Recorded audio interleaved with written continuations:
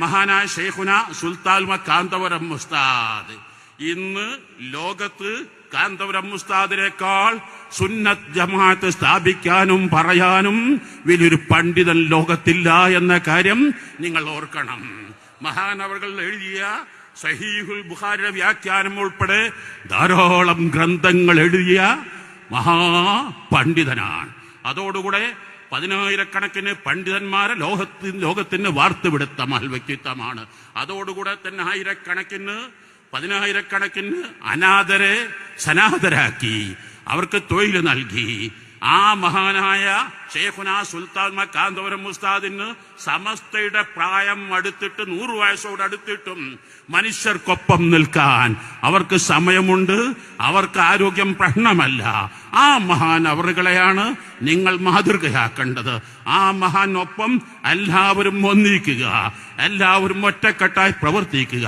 ഇൻഷാ അല്ലാഹ് സമസ്തകളുടെ ജമിയത്തുൽ ഉലമായുടെ 100ാം വാർഷികം സെന്റിനറി അത് വളരെ വിപുലമായി സുൽത്താൻ കാന്തപുരം ഉസ്താദിന്റെയും റഈസുൽ ഉലമയുടെയും നേതൃത്വത്തിൽ നമുക്ക് സമുചിതമായി ആചരിക്കാൻ കഴിയണം. തൗഫീഖ് നൽകണേ അല്ലാഹ്.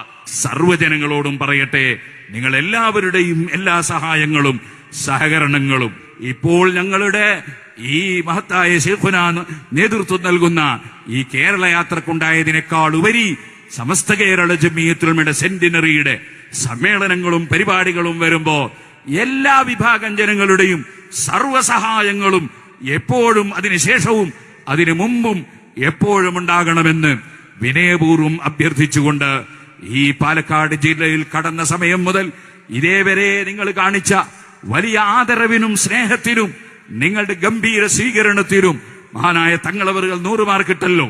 അതുകൊണ്ട് ഇനി ഞാൻ അതിനെ സംബന്ധിച്ച് പറയുന്നില്ല.